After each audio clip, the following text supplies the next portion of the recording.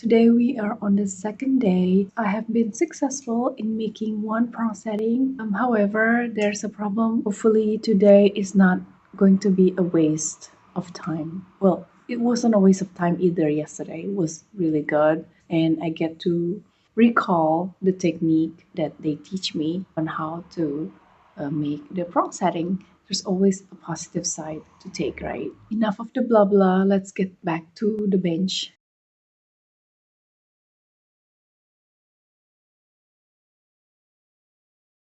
Hello, lovely people. Thank you for tuning in into my channel. My name is C. I am a jewelry maker. I started when I moved here in France. I have been learning jewelries by myself. Everything that I do here, it's definitely based on my own thinking, my creativity. So in this channel, you're going to watch a lot of jewelry tutorial. It can be from tips and tricks like you see in the shorts or a detailed step-by-step of the jewelry making. So today I would like to remake for the second time a pair of earrings. It was in the winter time. I was learning how to make this prong setting stone. I choose this quite big strawberry quartz stone and I was so upset. To make the long story short, I did it. I was too happy about it. Even if it's overcast, I took a picture anyway and I posted on my Etsy store. It didn't get any view, it doesn't get any love. So I was thinking, okay, this is probably because it's ugly. I was discouraged. But a month ago, I took another picture of this piece and it turned out to be very, very beautiful. I was very satisfied. And last weekend, guess what? I have it sold. I have a pair that I just learned how to make that I was so proud of, and I would like to sell it. And it got sold.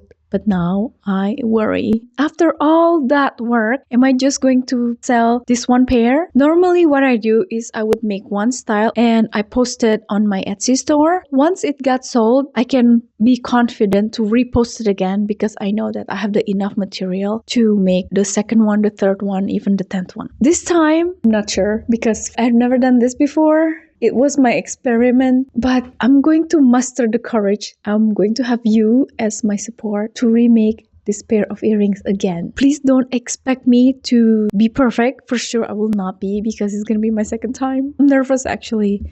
But what I want from you is a constructive comments and input and insights from you. So from my bench to yours, let's get to work. These are the two oval faceted strawberry quartz that I will be setting. The masking tape placed in the slot is to make it easier for me to always have this on my bench. And I will trace each stone with the pencil to determine their perimeters.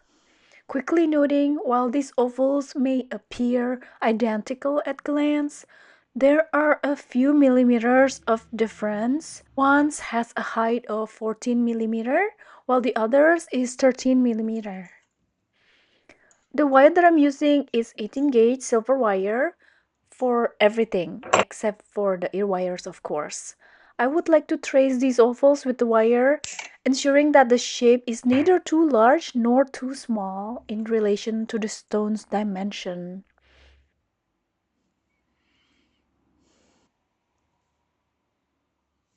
Here I'm preparing the edges of the wire to be soldered together.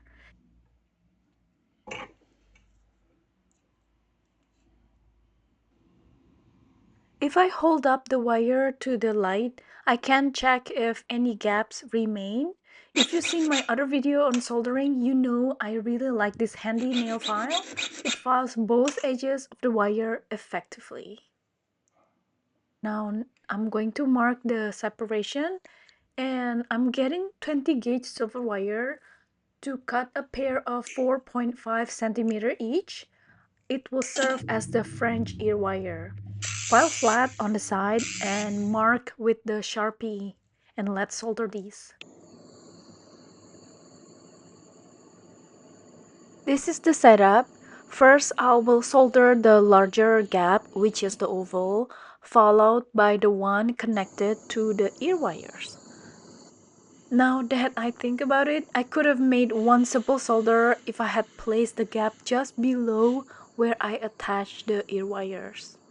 Maybe I'll do that next time. There is no need to pickle the piece after because there will be another soldering work to be done. Instead, just wait for it to cool down.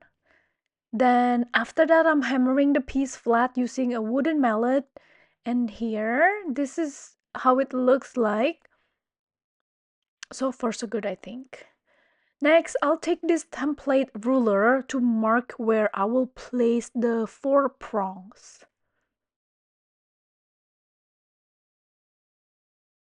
Let me introduce you to this drill bit, which has a thickness of 0.7 millimeters, and it is designed for cutting. Using this tool, I'll create 4 dents in the wire to ensure that the prongs can be installed correctly on the backplate.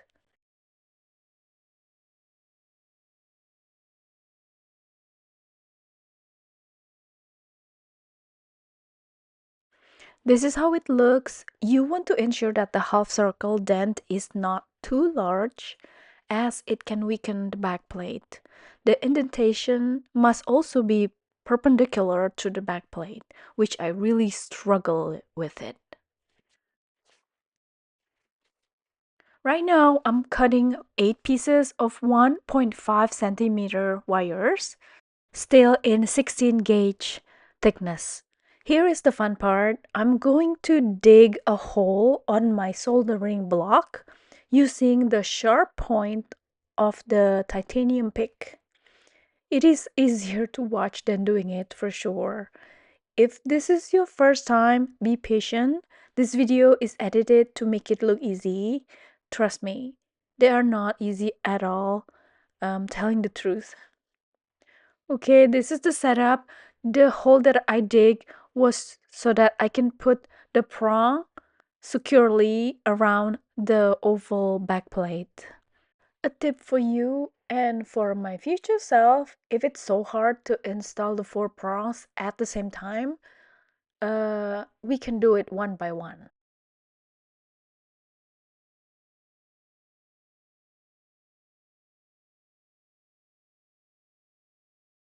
Next, I apply a lot of flux on the piece and putting on the solder bits on the block and heating up one solder bit at a time. And once it melts, I pick it up with the titanium pick and put it closer to where I want the two components to stick and apply the fire. Remember not to fire on the piece all the time. Another tip is not to worry about choosing different solder. I use hard solder from the beginning until the end. It's stronger, especially for the prong. We want to make a strong legs for a long-lasting jewelry. After it's done, I'm going to spray a lot of water around it to cool it off, and then we will unearth the piece. I mean, pull it from the broken soldering block. I don't mind breaking this since they're very ugly already anyway. Let's check the result. I was being impatient earlier. I put the fire for too long. Don't make the same mistake as I do, and it melted 2 of the prongs. I can set the stone on the other side, I think, so I'm okay with it. Now I'm spreading apart the 4 prongs and see how far I should cut down the legs so that the stone can be set.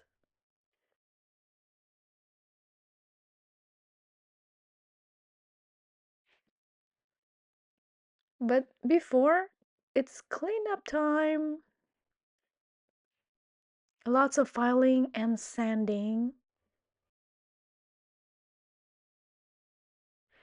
Okay, here I'm making a little dent on the prong.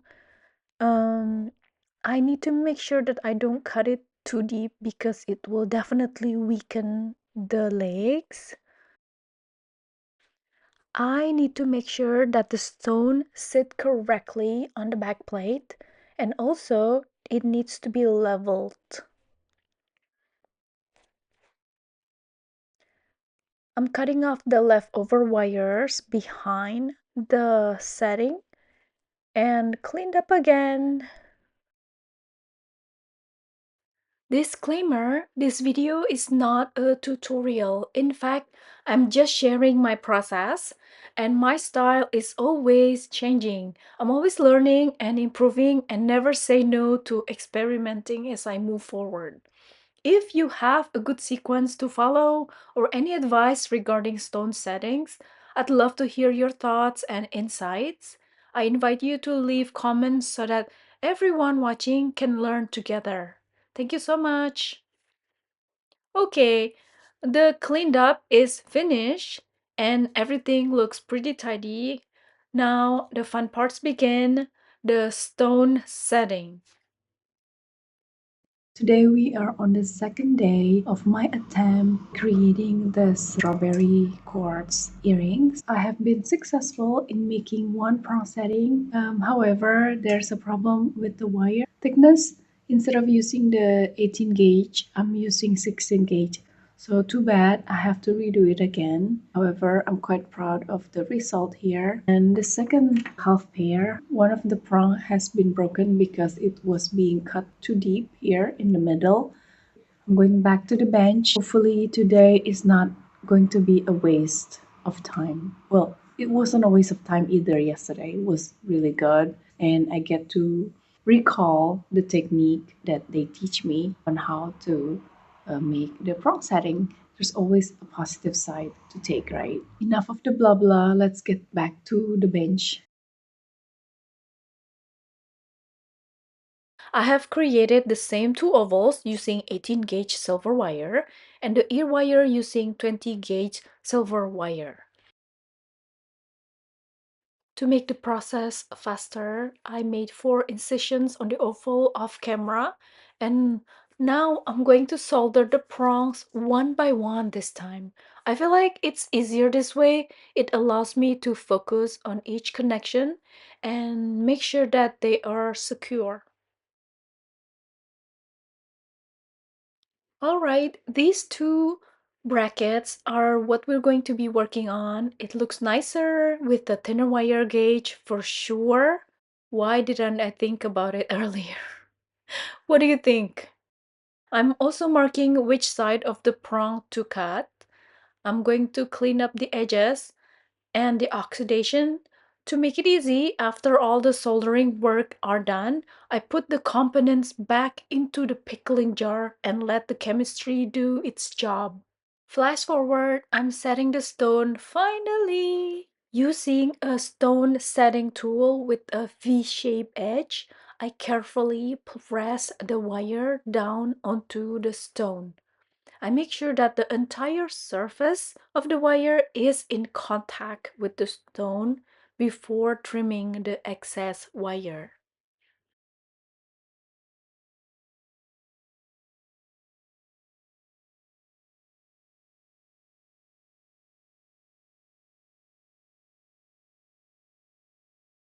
Now, using this file, I'm going to shape the edges of the wire.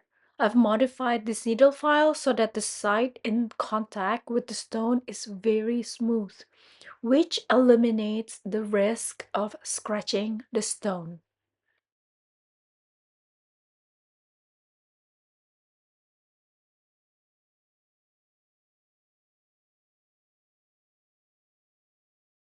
To achieve a satin finish, I'm gently rubbing steel wool over every surface of the piece. I'm taking my time with this process to ensure that I evenly smooth out the material without causing any scratches or damages. And lastly, the shaping of the long wire into ear wire shape.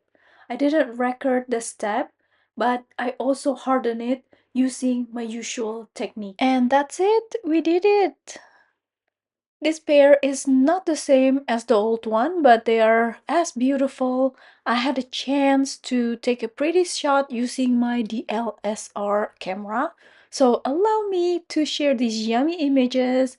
And if you are interested to purchase this pair, I will put the link down on the description below.